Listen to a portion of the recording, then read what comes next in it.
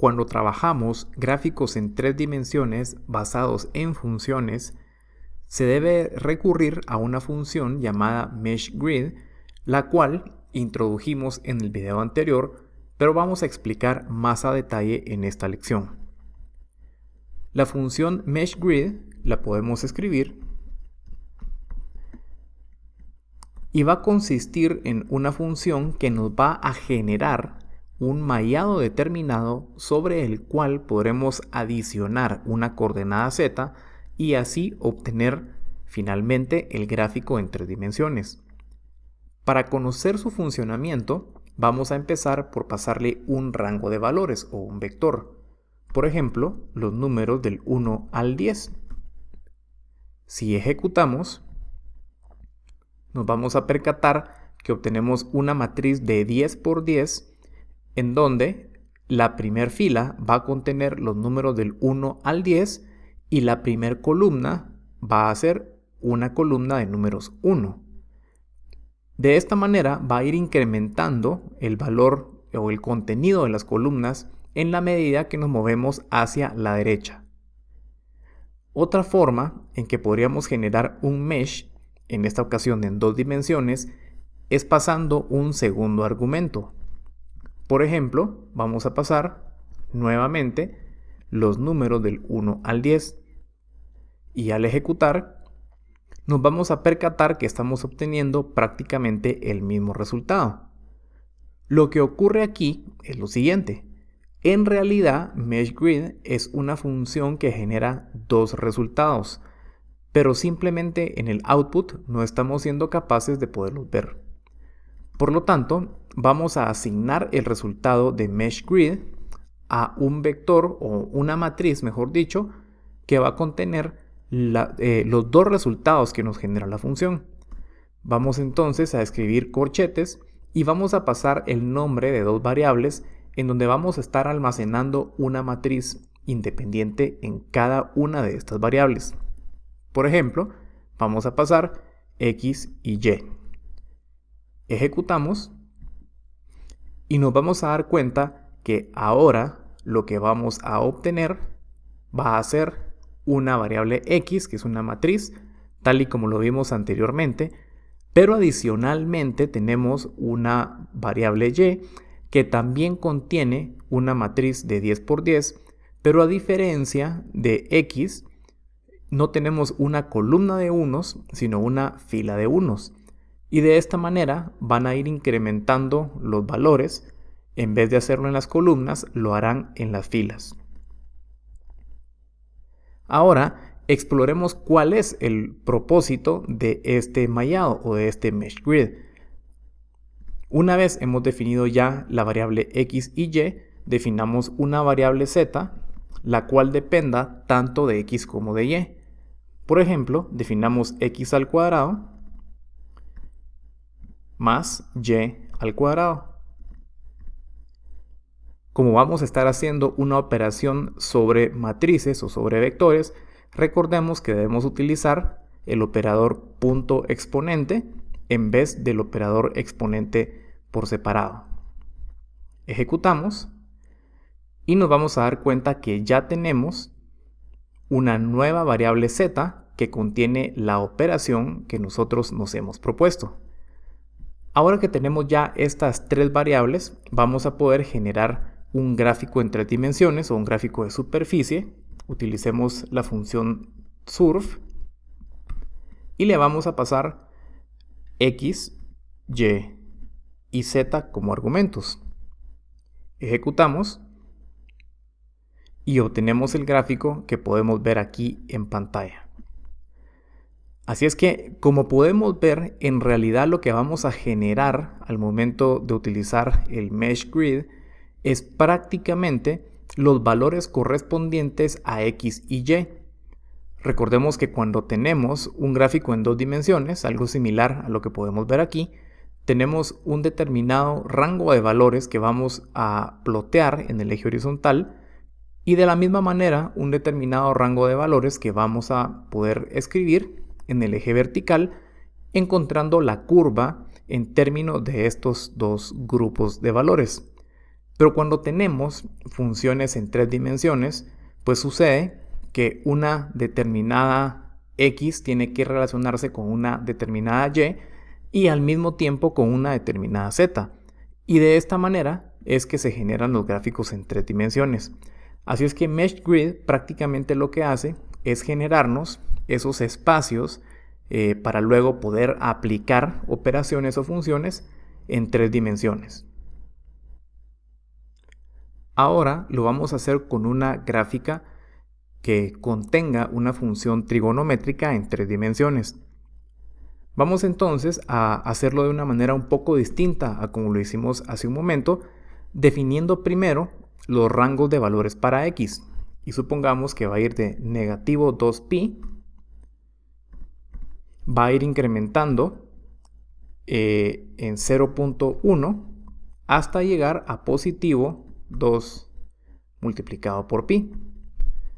Y supongamos que también queremos este rango de valores para y. Así es que vamos a copiar esta expresión y la vamos a ajustar también para el caso de y. Una vez hemos definido ya x y y, a diferencia de como lo hicimos aquí, podemos generar un Mesh Grid. Y lo vamos a hacer utilizando la función Mesh Grid, pasándole los valores x y y. Ejecutemos y nos vamos a dar cuenta que este Mesh Grid nos va a generar lo que aquí vemos, una matriz de 126 por 126 que justamente va a estar definido entre negativo 2pi y positivo 2pi, incrementando en cada ocasión 0.1 unidades. Aquí nuevamente notamos que existe solo un output de la función MeshGrid porque no hemos definido el vector de salida de esta función, y aquí podemos hacer lo mismo que la ocasión anterior, definir x y y, en la cual vamos a guardar los resultados de la función MeshGrid, percatándonos entonces que ya vamos a tener tanto x como y, aunque aquí los estemos renombrando. Podemos también definir alguna función z en términos de ambas o de alguna de las variables. Por ejemplo, definamos seno de x más coseno de y, por ejemplo. Ejecutamos. Vamos a tener aquí ya los resultados de z, los cuales también podemos graficar. Utilicemos una función mesh en vez de surf y le vamos a pasar x, y z. Ahora obtenemos de esta manera el gráfico de la función que acabamos de definir. Y también claramente podemos editar la visualización de este gráfico haciendo clic sobre el gráfico y accediendo a las funciones aquí del Live Editor. Vamos a regresar a la vista original y vamos a analizar aquí algunas otras cosas. Profundizando un poco más en lo que consiste el Mesh Grid, vamos a definir un nuevo vector de salida, solo que ahora le llamaremos A y B, no le llamaremos X y Y. Y vamos a corregir aquí. Ok. Vamos a utilizar entonces la función MeshGrid y le vamos a pasar un valor. Como lo habíamos visto hace un momento, números del 1 al 10. Ejecutamos y nos vamos a dar cuenta que lo que obtenemos en esta ocasión es prácticamente una variable a y una variable b, como antes lo vimos, en donde la primera columna va a tener un valor de 1, que en esta ocasión lo definimos de esta manera como 1 porque definimos números del 1 al 10, pero que si lo hacemos entre 10 y 100, pues lo que vamos a obtener va a ser los números entre 10 y 100, con el mismo valor en cada columna aumentando hacia la derecha. Esto representa el primer output. Y luego, en el segundo output, tenemos lo contrario a lo que habíamos visto acá, lo contrario en el sentido que tenemos la primer fila con el número 10 y de esa manera va a ir incrementándose hasta llegar a el 100 como aquí lo tenemos. Ahora, si pasamos un nuevo argumento, por ejemplo esta vez pasemos del 1 al, sería una coma aquí importante, pasamos un próximo argumento del 1 al 10 y volvemos a ejecutar, démonos cuenta que esto va a cambiar. Ya no vamos a tener los números de 10 en 10 hasta llegar al 100, sino que vamos a tener números de 1 en 1 entre 10 y 100. Es muy importante tener esto claro porque de esa manera también vamos a estar generando la matriz, llamémosle así, hermana, que es resultado de Mesh Grid, pero en donde vamos a tener los números 1 en las filas en vez de las columnas como lo tuvimos aquí arriba. Y de esa manera también, si vamos hasta abajo, nos vamos a percatar que este va a llegar hasta 10. Mientras este está llegando hasta 100, este está llegando acá hasta 10. Eso es importante. Podemos entonces aquí concluir algo interesante. Primero, cuando vamos a la función Mesh Grid, el primer argumento que le vamos a pasar es el rango de valores que vamos a encontrar. Voy a regresar aquí al origen. Va a ser el rango de valores que vamos a tener en las filas. Y de ese mismo modo nos va a definir, como estamos definiendo el rango de valores de las filas, va a definir la cantidad de columnas que tiene esta matriz. Y el segundo argumento lo que va a definir pues es el rango de valores de columna, que prácticamente nos va a dar el número de filas. Entonces, si aquí cambiamos, por ejemplo, vamos a poner números a cada punto 1 unidades. Es decir, vamos a agregar aquí otros 2 puntos y vamos a hablar del 1 al 10, pero cada punto 1. Vamos a ejecutar. Nos vamos a dar cuenta que aquí cambió la cantidad de posiciones que tiene la matriz, ¿no? Mientras en las columnas seguimos estando de 1 en 1, en las filas estamos definiendo a cada punto 1. Ese es el concepto que debemos tener claro cuando nosotros queremos realizar un mesh, ya que prácticamente a partir de aquí es cuestión únicamente de involucrar una tercera variable z que ya nos va a permitir generar una traza en 3 dimensiones.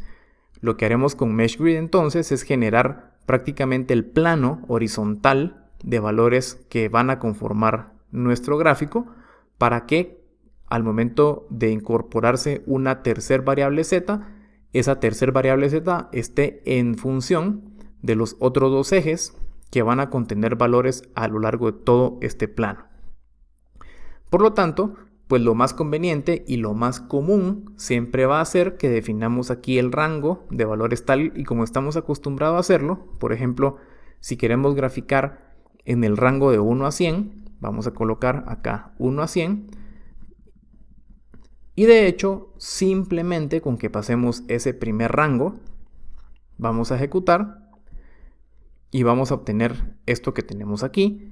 Y del mismo modo, si aquí agregamos un segundo argumento y también pasamos los números del 1 al 100, nos vamos a percatar que obtenemos exactamente lo mismo.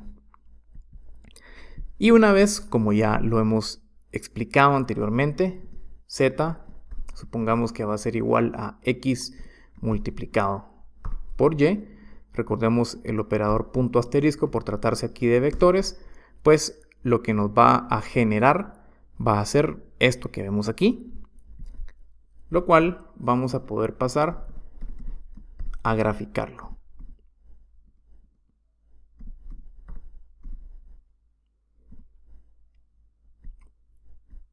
Y aquí lo vamos a tener. Así es que ese es el uso de la función Mesh Grid, que nuevamente y concluyendo, únicamente nos va a servir para generar el grid o la cantidad o el mallado o la cantidad de puntos sobre la cual podremos posteriormente incorporar una función y de esa manera generar un gráfico en 3 dimensiones.